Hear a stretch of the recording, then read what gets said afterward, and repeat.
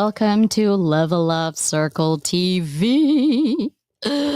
Yes, this is Dr. Leland. I am so excited. I have my amazing soul hearted sisters with me tonight. If you are on LinkedIn,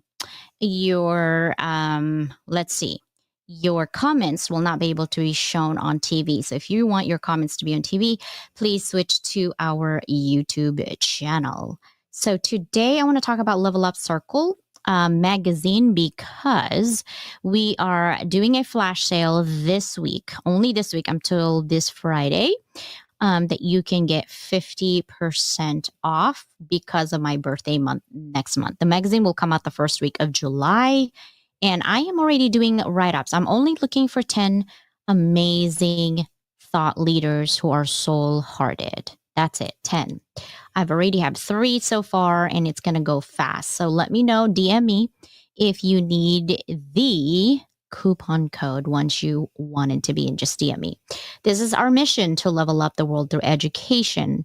Our Sunday show is about sharing educational information for free. So today's topic, you guys already know, right? And just a caveat, we are not lawyers. We don't have a law degree. I do teach business law. This is from a layman's perspective as a professor in business, okay? And in this TV show on Sunday, I won't have really that many guests because it's a lecture Sunday, but I love having my sisters because we have really great, amazing conversation. You should be on our Zoom at midnight when we're about to go to bed and we talk about stuff that's really good and cheesy, and then we don't record it and we forget the next day. And we don't know what the heck we were talking about the next day, and we're like, what was we talking? I don't know. Do you remember? No. And so Danielle, she will write our topic, and then Susanna will write for me because I have no idea. After 5 minutes, I'm like, what did I just say? And Susanna's like, I wrote it down. Hold on 1 second. You should see our conversations. It's actually really quite fun.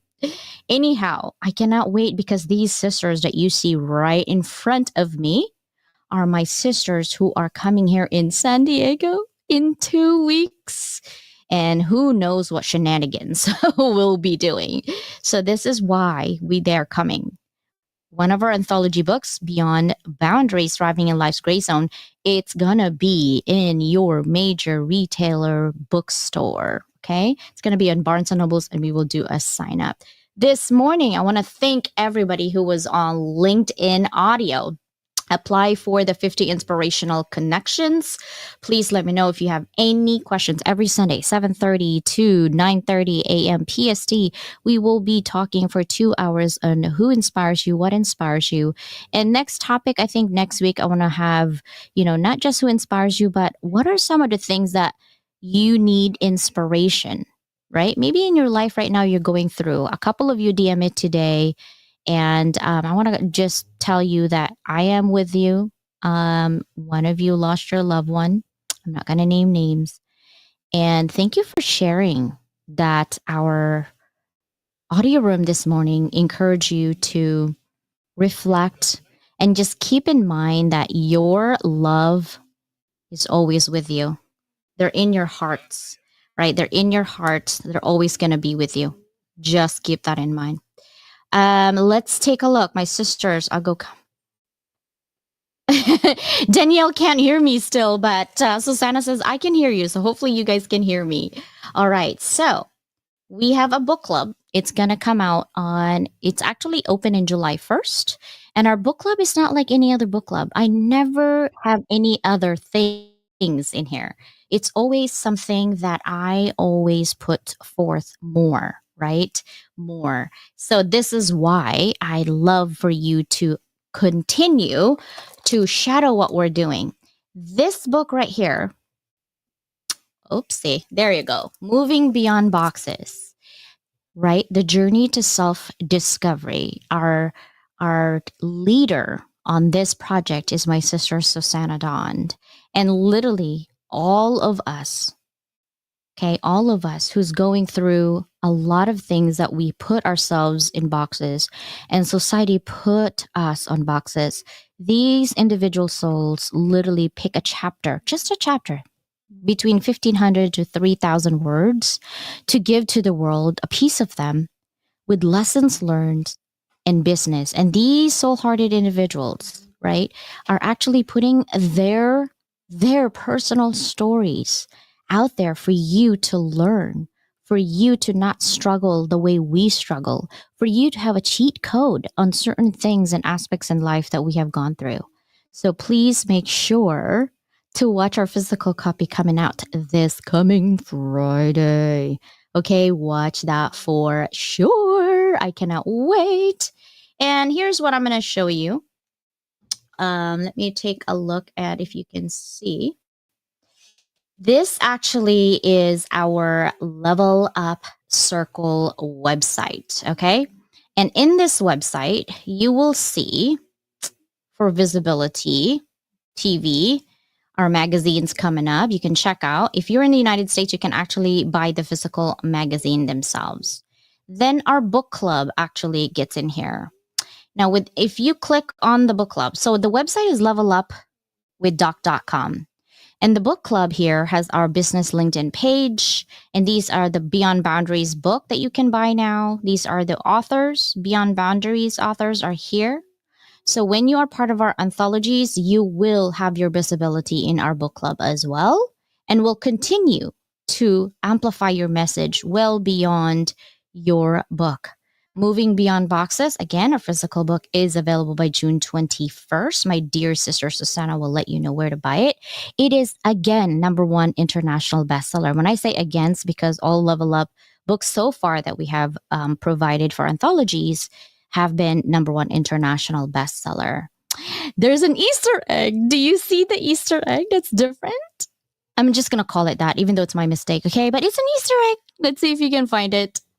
And then our next anthology starts on August 1st. It is called Rebel with a Cause. Celebrate your individuality. It's not that you are trying to be narcissistic and you just want to look at yourself as an individual. No. When I say individuality, is that you need to celebrate your uniqueness. Stop looking for external forces to help you figure out what you want. Instead, figure out what you want and what makes you truly happy. Ask yourself every day. My sister Danielle asked that question. What makes you happy? If you answer that external forces makes you happy, I'm not taking it. We're not taking it. You need to be true to yourself. Okay? I'm just saying. What makes you happy? What truly makes you happy? And if you say money, get out of our circle. We love money too, but it's not a one all be all for us. We need money to survive. Let's be honest, right?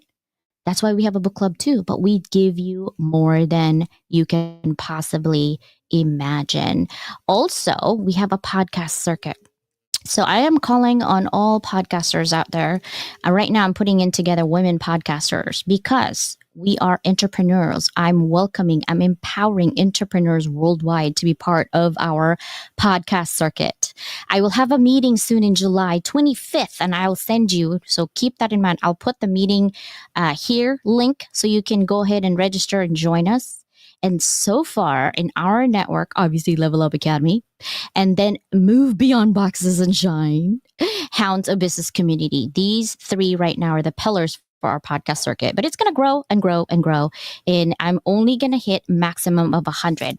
After 100, I'll think about having you in because I have some crazy plans for that 100 people. Okay. So right now we're 3. But maybe 6 months from now, maybe a year from now, we'll hit 100. That's my goal. Okay. So let's stop talking about this now. And let's just go ahead and go right into my lecture for today. Because sisters and I are going to talk about anthologies and really about the importance of copyright. So you guys ready? Do you guys see anything? I don't see my screen yet. There it is. Okay, it's just a little slow. This is leveling up the world through education. Again, okay, we are not lawyers. This is from a layman's perspective as a professor in business and as a professional. So agenda is what is copyright, what is infringement, Supreme Court cases, what is intellectual property. I know that is so small because I want to give you a chance. If you want it, I can share this entire research with you. So the exact law governing copyright in the United States is found in Title 17 of United States Code. The Copyright Act of 1976, which is codified in Title 17, outlines what is the primary framework, right, for copyright protection. So here's the element. Scope of protection. Copyright law protects original works of authorship that are fixed in a tangible medium of expression. Tangible means book, guys, right? Ebook, book. They includes literary, musical, dramatic, choreographic works, pictorial, graphic, and sculptural works, motion pictures and other audiovisual works, sound recordings, and architectural works.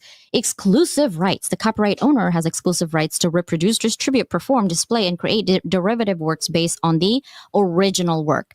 Now, these rights are subject to limitations and exceptions such as fair use, right? Now, the duration of the copyright protection typically lasts for the life of the author, plus after we die, 70 years, so that our great grandkids and our grandkids can still have that. So for works made for hire, anonymous works, and pseudonym works, the duration is 95 years from publication or 120 years from creation, whichever is shorter. Registration and enforcement. Well, copyright protection is automatic. That's a keyword, automatic. Upon creation of the work, registration with the U.S. Copyright Office provides additional benefits, including the ability to file lawsuits for infringement and statutory damages and attorney's fees, right?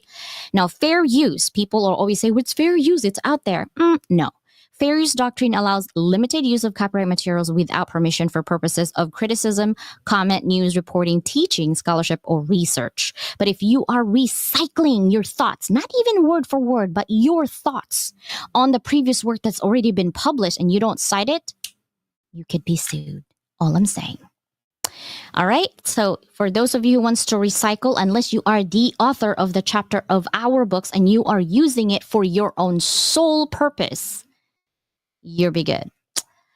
These are the copyright. This is the link, basically. So we already have the exclusive rights. We already have the fair use. Now this is about trademark. In case you do want to trademark it, to win an trademark infringement lawsuit, the trademark owner must demonstrate that the defendant's use of the mark has created a likelihood of confusion regarding the origin of the defendant's goods or services, right? So if you're going to use our book to like, oh, we're doing the same thing as they are, you got to be careful and thread carefully on that one. This is, again, the references. I always will put the references. So what is intellectual property? Well, refers to creation of the mind, such as inventions, literary and artistic work, designs, symbols, names, and images used in commerce. So your ad design, your Canva design, that is yours, right? IP is protected in law by example of patents, copyrights, and trademarks. Now, there are different types of intellectual property. I've listed it in here. Patents, copyright, trademark, industrial design, geographical indications, and of course, trade secrets. Like you don't want to know what KFC is made at? How about McDonald's? We don't want to know. We don't want to be sued.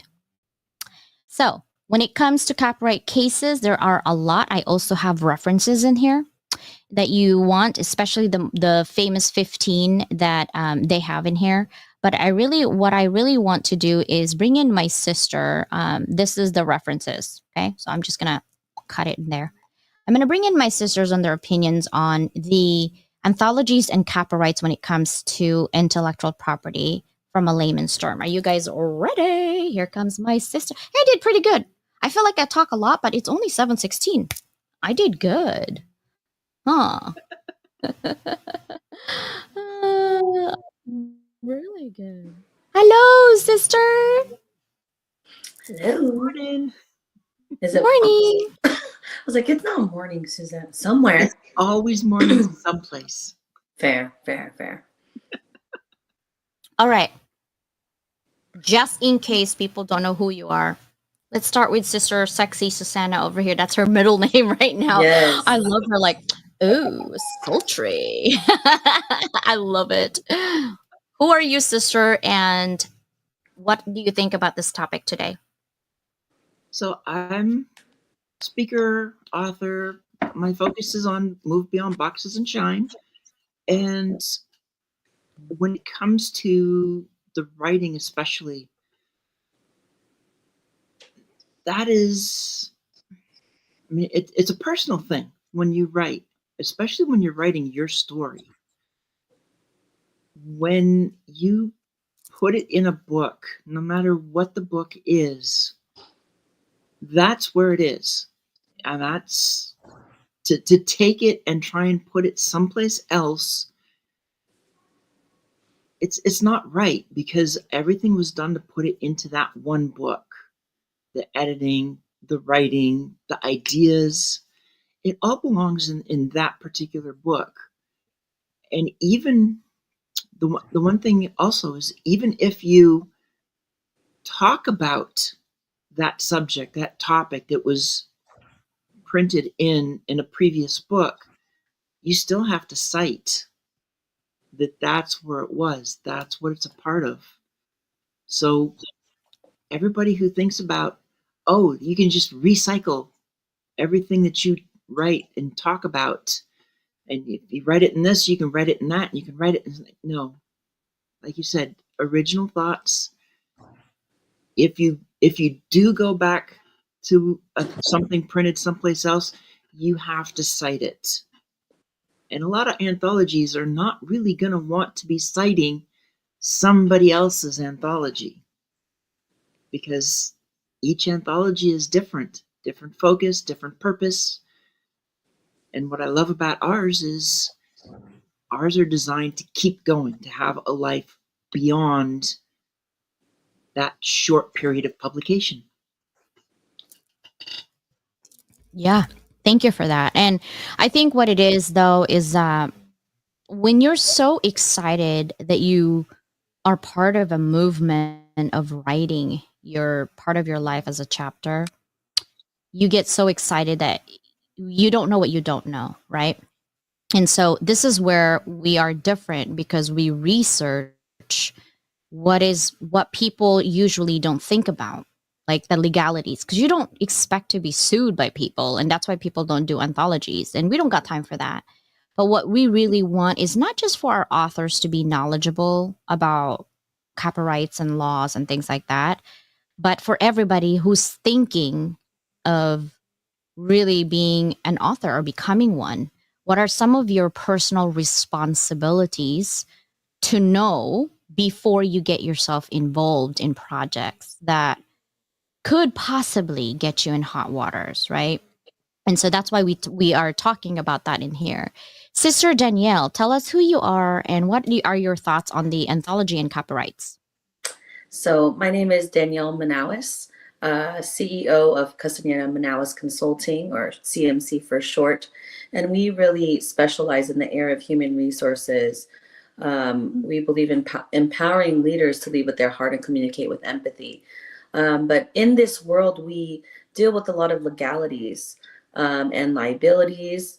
And so even before we get to the stage of copyright and intellectual property, we enter into agreements, especially in the case of this anthology, and that agreement being that that work has rules and regulations that you're bound to, and that when not bound, that there is agreements or liabilities there that may arise if your actions are against that agreement. So I really think that it's important to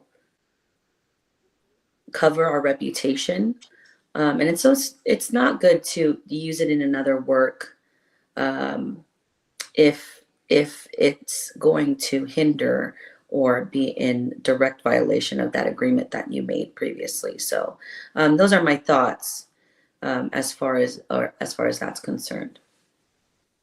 Now, what do you guys like about books? Let's just talk about, like, why do we keep writing on books, right?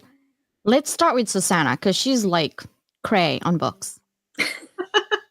What, just because I've done 9 in the last year? Yeah, exactly. Cray on books. So, what do you like about writing books? Why do you like it so much? I love the story. So it's, and you got to remember, I've got basically 3 different types of books that I've been writing. A half a dozen of them have been anthologies, so it's just one chapter that fits a specific topic. One is what I call the reinvention memoir, and the other is a duology at this point of Armor of God. So that one's a fantasy story. I love the story. I love being able to pass on ideas, and we've talked legacy too. So even in a fantasy story, depending on how you write it, and in mine, it very much is moving beyond boxes and shining as one's authentic self. It's what I talk about. So it's a chance to really show, and that's a difference too. It's not telling a story; it's showing how to move beyond boxes. It's showing whatever the anthology focus is. So when it was beyond boundaries, it's showing what that means like to thrive in the gray zone. When it's moving beyond boxes, it's what is it showing what that journey is like and how to step up and begin that journey to move beyond boxes. I love that you have, and this is why I love about you too, is that your story comes out alive and get a mind of its own when you're reading the book. Like, you feel for the character. Like, when you're seeing it, you feel for the character and you see, like, okay, well, what's next, right? It's like on the edge. But you as a writer, I've seen over and over when I talk to people and they're like, CJ, it's very therapeutic. The reason that I write it is very therapeutic. I could see that. I didn't see it at the beginning as that. I was actually very scared. I think um, the very first anthology that I have was a stretch for me because I write a lot of academic. I do academic publishing. I could close my eyes and write a research for you, a master thesis for you in like a couple hours. Not a big deal, right? I have to do the research for 6 months, literally, and then write it. But writing freely is like I'm looking at the ocean and I'm like, how do I swim from here to where am I going? That's how I see writing when I started writing anthologies. It was overwhelming because I'm not used to writing freely on my own accord and my thoughts. I'm like, well, you need to back it up, and I'm thinking, how am I going to back up my own 5-year-old self? You know what I mean? Like, you need that because I'm always into citations mode. Like, you need to give where credibility is due, right? You need to do your due diligence. That's what academic publishing is. And research, a lot of research. And I'm heavy on that. And to talk about myself and my pain was scary, embarrassing, hurtful. I'm like everything in there. And it's like I had anxiety. It was not therapeutic at first because my emotions in writing. And then when I found out that there's a focus on writing anthologies, there's a theme on writing anthologies, then I think I reel myself in a little bit. But it's that we have a lot of first authors in this new anthology you have, Moving Beyond Boxes, right? We have a lot of first. And I think Beyond Boundaries also. And one of my friends says, why do you guys talk about beyond all the time? Beyond boundaries, moving beyond boxes, right? And I think it's because we are tired of being boxed in, right? We are tired of being told this is the box. So we got to go beyond everything. And I told her when I was looking for the anthology title on this new one, Susanna was telling me something one night and she told me a word. I'm like, oh, I really like that. And Susanna said, this is the first one. Don't conform to the world. And I added, be you. Right. That was the conversation on late night, 11 p.m. PST in this conversation. That's where our geniuses of craziness comes out really. And we're like, I'm so slippery. I'm like, wait, we need a title. And so Sana came up with that. And I really thought, I'm like, okay. And I asked my youngest, I'm always asking Bella, well, what do you think about this? And he's like, it sounds so cliche / marketing. Like, you need to do something else. And mom, you're such a rebel anyway. And I'm like, ooh, I kind of like that. So I played around with title and I played around with graphics. I don't have the graphics now down yet. But if you really think about it, we're creating a movement on I am sick and tired of being sick and tired. right? Sister Danielle, this is what your third anthology. Yes. And so the very first one, I know you were so scared. You would have called me, texted me, and you're like, I don't know what I'm doing. I don't know what I'm doing. I'm like, yes, you do. Yes, you do. This is your story, right? I had to convince you that you're okay because it's your story. So speak to the people who are first time authors or maybe thinking of writing. Yeah, I would say that, I was going to use a term that is used often. So I'm just going to cite it, like what we're talking about. And Nike says, just do it, right? Um, and for me, that journey to just do it was difficult. I cried a lot. I cried a lot and I overthought it, maybe like 5 or 6 drafts. And even when I turned in the final, I'm like, oh my gosh, it's still not perfect. And then I'm like, whoa, you can't control, you can't control the uncontrollable. CJ says that to me all the time. And, that's also healing for me. And so for me, anthologies or like reading books, the reason why I like it so much is it almost is a portal to someone else's mind and thoughts. Um, and so that's what I think of when I think of anthologies, and how it can be so healing and therapeutic, at least for me, after losing my mother-in-law, then my husband, having 3 strokes, and then now dealing with the aftermath. And so it's been extremely healing for me. I love that. And I think a lot of our anthology authors are always thinking at the very beginning, they want to just, because now they have a voice, they're like, I'm going to write about this and this and this and this and this. And you're like, whoa, you only need one chapter. It's only 1,500 words, right? And they're like, okay. And then they write and they have like 1,000 words and they're like, oh my God, I can't hit 1,500. They start panicking. And then when Susanna gives them a feedback, and then they write 4,000 words. And I'm like, okay, come back to Earth. We need 3,000 words, like literally. And they're like, how do I cut this down? What would be your advice, Sister Susanna?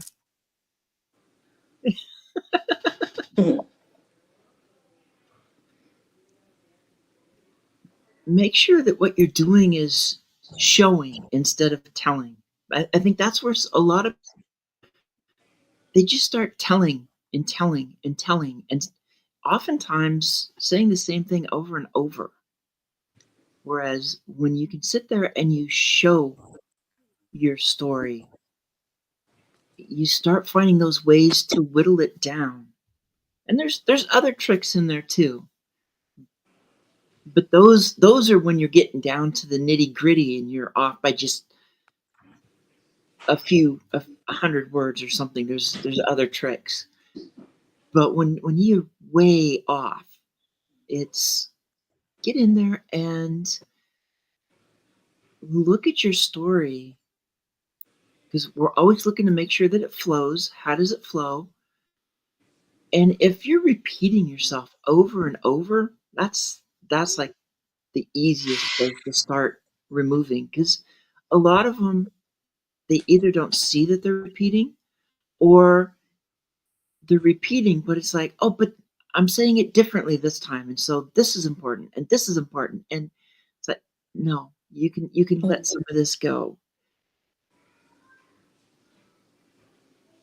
I love that. Not talking, but showing, because we're big on actionable items, right? What are some of the things that you've seen when it comes to writing a book or anthology or business in general that is like a no for you?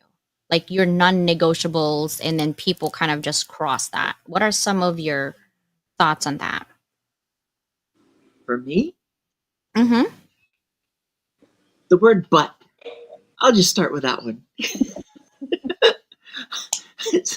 I'm surprised at how many people use it and they don't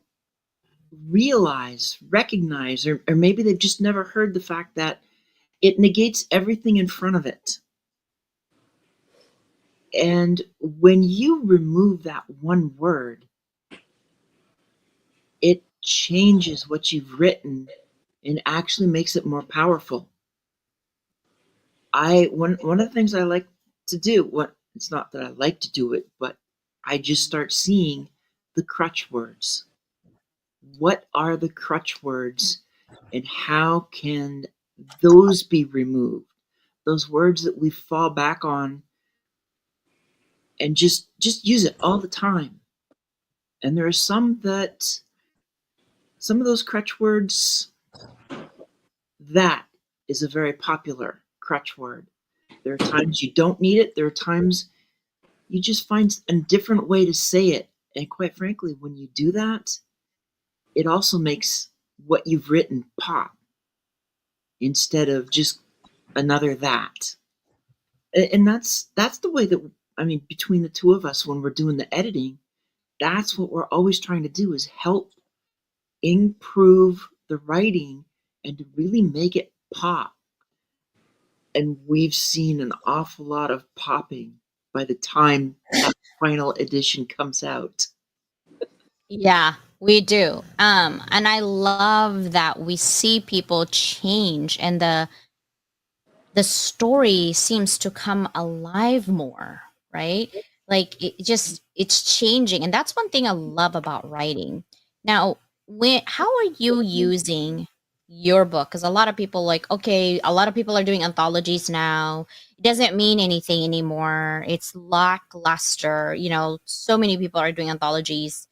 What is your differentiator when it comes to the anthologies? How are you leveraging you writing a book to others who are in the same space of business? Danielle. And so for me, I really did it for visibility. There is an authority that comes with being an author. And when you've written, it's almost as if people's minds switch, because it's something that a lot of people, in my mind, don't do.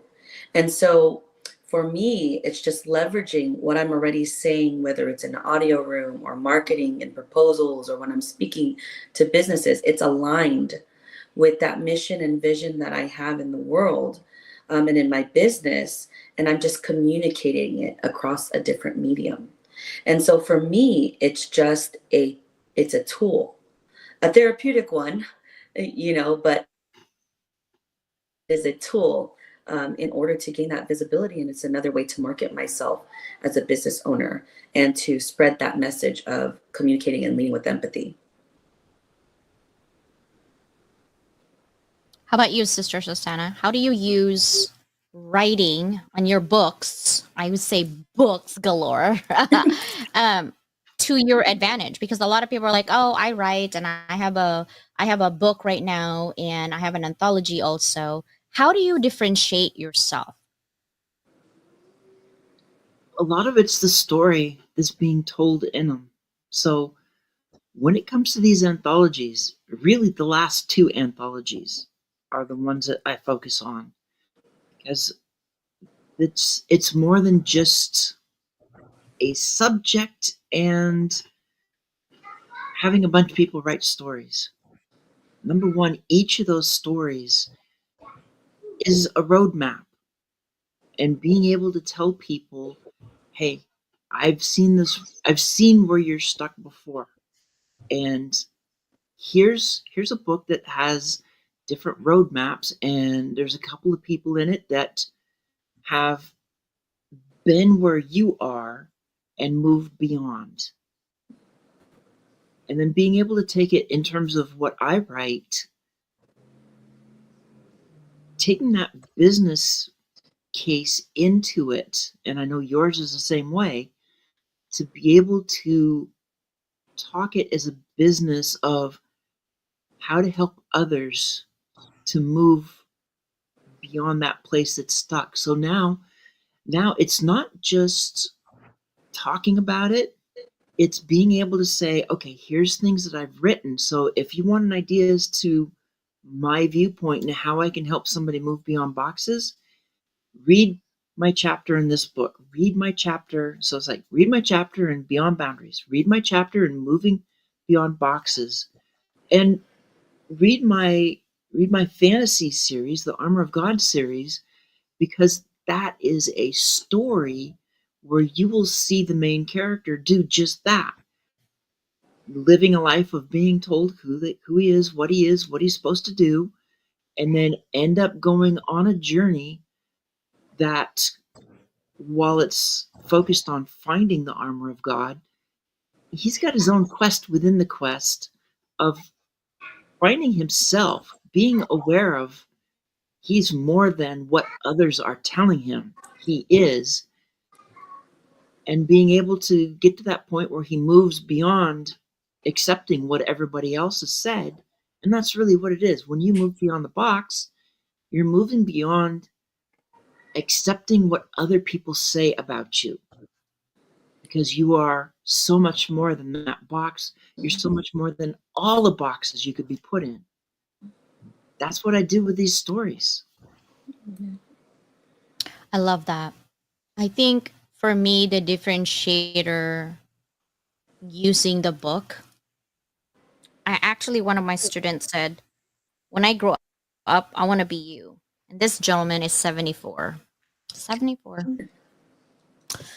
And I laugh and I was like, okay, I want to be you when I grow up, doing it the reverse way, you know? And he's like, no, because I've always wanting to write, but I'm scared of judgment in our culture, Filipino culture. And I said, my sister Susanna was using writing in her book, the series. It's literally a series of Armor of God, right? And having that character. And I said, I've never seen a Filipino book yet. There's some Filipinos here and there trickle down on some Disney movie, but I haven't seen a Filipino book yet turn into a movie of somebody who is really an amalgamate. There's no such thing as pure Filipino. And you're like, I'm pure Filipino. Yeah, no. We're an amalgamation of so many cultures. It's not funny. We're confused sometimes, but we really have a strong culture of sense of community and acceptance and rich of love. Yes, our family can be toxic. Yes, like everybody else's family. But at the end of the day, we love each other. We don't even know each other. As soon as you said you're Filipino, you're accepted.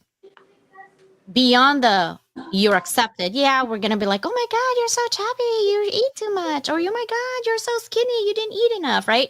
That's just our culture. But we accept that from that. But at the end of the day, Filipinos are so amazing. They're caring, they're lovable, they're accepting, they're helpful, they're giving to a fault, right? Literally to a fault. And so we joke around in our conversations that Susanna is not really Caucasian. She's Filipino. She just that's our conversation. Like, she's Filipino. She just doesn't know it. And the reason we said that is what? Because she's accepting, because she is caring, because she loves you beyond that. For me, the book I use as a leverage of, honestly, at the very beginning when I first did the anthology, it was a check mark that I can write a book that it's not academic publishing. Oh, I'll be honest with you. I was like, oh, I can write a book without academic publishing. Yes, I can. I mean, I was not proud of it when after I read it, I was like, oh God, hide it in the closet. But at the same time, I love that I did that because I can reflect my journey to self-discovery of how I move beyond my own thoughts of here. And now I'm going to embrace the fact that I am a rebel. My daughter's right. I am a rebel. I don't conform to what you're going to tell me what I'm supposed to do. I don't conform to what you think is normal. I don't conform on you are 40 plus, you should be appropriate. What does that mean, appropriate? I can't wear lipstick. I can't wear makeup. I can't wear my wigs, which, by the way, I have tons of. I'm never going to return them. What does that mean? Right? Who told you that at certain age you're not supposed to do things? Right? You can't wear a dress in a certain way. You can't wear your hair a certain way. You can't do your eyebrows a certain way. You can't talk a certain way. I'm so tired of rules. I live my life with rules. And then when you find out you have ADHD, which you guys you should have seen us having a discussion at 11 p.m. with all three of us being neurodivergent. pretty entertaining. We go from one topic to the other topic to the other topic. Like if there was another camera looking at all three of us, they're like, "How do you guys keep up?" We're like, "What do you mean? That's normal for us to just go." And this is why I told Susanna, I think you have ADHD. And she's like, why? I said, because Danielle and I skip and you just go with the flow. I think you got ADHD. And Danielle actually is the one who told me, I think you have ADHD. I'm like, I think so. I've been saying that for years and I just couldn't find the right person. And it took me 5 psychiatrists to get there. And so don't give up. Now, let's talk about what is the most challenging part of being a business owner? Other than money, because that's always a challenge. What about you, Sister Susanna? I'm just going to let Danielle go on this one. Okay, fine. The buck goes right there. This is a good one. This is a great one. In business, beyond the challenges that you face as a business owner. And for me, it's those questions. Am I good enough? Constantly questioning your worth. But what's really important to me and what's really difficult and challenging is trust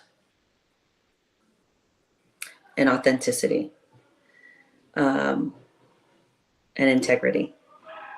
That was our lesson actually at church today. And it's about maintaining that integrity. And what it means is to maintain it when people are watching and when they're not.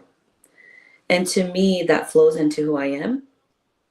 And that's what's challenging, is to find like-minded people like my sisters that are doing that too. So it's very difficult when you have a business to maintain that and being able to trust someone's integrity while you're going through those challenges of growing. So that for me has been quite a challenge in recent times. Okay, now Sister Susanna. She can't skip. Well, that may be, but I knew Danielle was going to have a great answer for this because I know her. Yeah. Because the challenges that come into it is business. And besides, it's like, okay, exactly what was the full question again? Because One more time. squirrels are going everywhere. Go for it, sis. Danielle, go for it. What She said, the challenging things in business, that's what I remember. But my squirrels, I'm like, wow, we should have these prompts at the bottom. What was it? I do My squirrels are usually. like, I do usually like questions, right? This is a test of focus. This is it. So the question was, what is the most challenging part of being an entrepreneur, like in your business? For me, it's actually a lot of it's around finding the opportunities. That is partly because of what I'm doing, a speaking focus. So having those speaking gigs, whether it's more of a conference, association, group kind of a deal, or finding those organizations to speak and add in the piece of helping them to create, as a consultant, an atmosphere of belonging, a work environment where people feel like they belong. So it's getting that message out to others and saying, I'm the one, I guess I've gone through so much of this. There's a reason why I call myself the reinvention maven. And moving beyond boxes, we're all dealing with reinvention in many ways, whether it's a small thing or whether it's a huge thing, whether it's just going back to school, it's picking up a tennis racket and starting to play tennis or going for a run. Yes, I did that for you, sis. but or it's doing something. It's like, okay, I'm just going to pick up my life throw it to the wind and move to a different country and start over and see what happens. Let's go.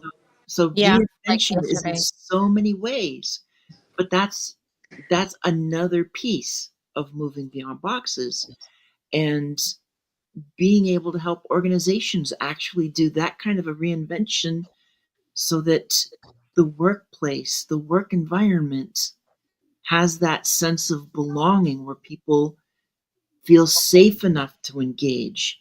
They feel safe enough to take the masks off and stop hiding. So that's really the biggest challenge because a lot of places they figure they have it. They figure they know what they're doing. They figure they've got it under control.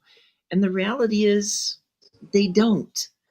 When 3 out of 5 of us admit to covering in the workplace, that means the other 2 out of 5, a portion of them aren't feeling safe enough, most likely, to even answer that question. And so they're actually covering by not answering it truthfully. Yeah, so true. Well, for me, I read it in this book, last pages here. Yes. The Bring out the book, challenges that sister. I've seen, that's why I create opportunities. These last four. The first one is seek support. When you work for organization, support is given. It's automatic. When you work for yourself, what support? You mean the support team, me, myself, and I that I've created? Yeah, that support. I'm one person, people, right? The next time you complain about my calendar, literally, I'm one person. Like, seriously. And I have a full time job, people, okay? Not just content creation. So you don't have to navigate that alone. That's why you have sisters like us to really support you.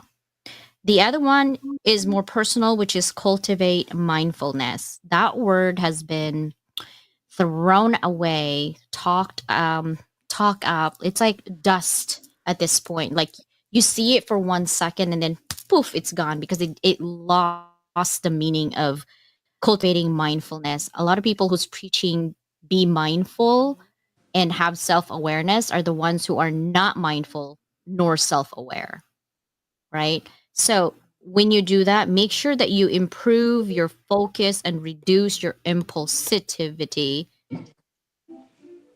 for other people, but focus on yourself, right? So that you can have techniques. I do like meditation. I do like breathing exercise. I do like yoga. I think those being present, especially when you have ADHD, being present is really difficult. Really difficult because your brain, you're talking five people in there. I got to get to do list. I got to get the kids. I got to go cook. Oh, shoot. I got to do grading. Oh, man, my content. Dude, I got to do my MP3. That's literally every day for me. Every day. Right. So having cultivating mindfulness is focusing your energy and your impulse to think and hop and hop and hop on some other thoughts so you can focus on three. That's why I only focus on three because more than that, I'm like, oh, that's just too much. In reality, I do more than three, but big things every day, that's three, I'm good. Another one is pursue passion projects. That's why we have 50 inspirational connections, right? That's why we're going to have another project right after that, specifically for women out there. By engaging in activities that sparks joy and injecting your passion into that, right, is your outlet of energy can be focused on something positive. And in the meantime, not only you're doing pursuing the passion projects that you're going to be known for, you can actually get clients from there because they see how you work. They see your project management, your time management, right? Your mad skills on the way you communicate and treat others, right? And then of course, the last one is celebrate your wins. Don't wait for big wins and like, oh my god, I haven't signed a $10 million contract. Don't wait for that. It might come, it might not come. What are you going to do? Not celebrate everything that you've worked hard for? So celebrate mini wins. If you have two out of that three big things in a day, celebrate it. That's a step towards something, right? Don't wait for the big things to happen. If your checking account is in the positive and not on the negative, celebrate it because that's something. If you're breathing and you're watching this, you have electricity, celebrate it because other countries like Philippines, we got brownouts galore. Celebrate it. If you have food that's in abundance and drinks and coffee and you're complaining. No, celebrate it. Other people not even 4 or 5 days. If you are able to wear glasses, celebrate that. You can afford glasses. Some people go throughout their life blind because they can't even afford to go to a doctor, let alone buy glasses. Celebrate those little things that you're able to breathe, you're able to walk. Just have a grateful heart and things will change for you. So before I end this episode, when it comes to copyright and anthologies, just don't do it. I know just do it is a thing, but just don't do it. Okay? Don't copy somebody else's thoughts. Copyright issue is not just about an infringement issue, is not just about word for word, but even the ideation, the thoughts of that, what you wrote, is considered infringement. So just don't do it. My last thing, Self-plagiarizing. yes, it We is. didn't talk that yet. Just don't do it. Now, last thing before we go, what is your quote that you would love to end, Sister Danielle? Hmm. That's a tough one. Can I pass to my sister Susanna first? Ooh, we're passing tonight. Yes, yes, yes.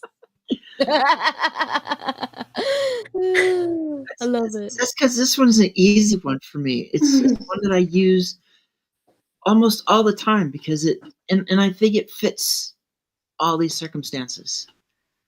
The test of success is not what you do when you are on top. Success is how high you bounce when you hit the bottom. And that's General George S. Patton Jr. I love that. Right? I love that. Because you don't grow when you're high up, you grow when you're low down in the adversity. For me, it's Bruce Lee, always. Don't pray for an easy life, but pray for the strength to endure a difficult one. Because if your life is so easy, you're not living. You're not even caring at that point. Everybody has a hard life, everybody has a story. Don't pray for, like, I wish I had more money, because people who have money have bigger problems. Don't pray for an easy life, guys. Pray for the strength to endure a difficult one and have sisters like mine. Jealous yet? Danielle, end us, Danielle. So my quote is just off the dome right now, and that would be, hold on to your values always and don't sell them for anyone. Be true to yourself. I love that. And thank you for all 1,200 of you guys watching us on YouTube. Thank you so much. I appreciate you. I actually didn't put this on anywhere on LinkedIn, but I do have a regular on my YouTube that you all come. So we appreciate you. We love you. Thank you guys so much. We'll see you next Sunday. I think I might have my sister Susanna do my live show because I'll be driving from Vegas. I'll give her a topic. Don't worry. She will have a topic for you. She's amazing. That's why I trust her. And it will be Sister Danielle and Sister Susanna. That's going to be here next Sunday. It won't be me. I don't guarantee that they're going to behave. I'm just saying. Okay. Never. Bye, Never. everybody. See ya.